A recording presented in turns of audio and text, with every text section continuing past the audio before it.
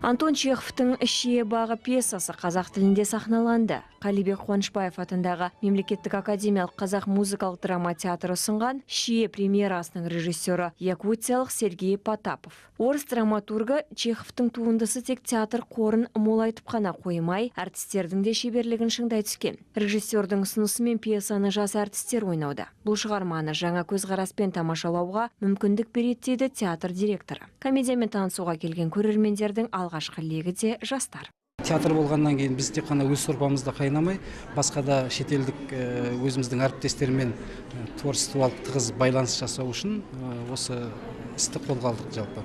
Чехов өте күрделі драматург, оны әрқырлы ашу, сан қырынан келуге болады. Театрдағы жаңағы қалыптасқан стереотиптер бар ғой, соларды бір басқа қырынан көрсетуге талпындық.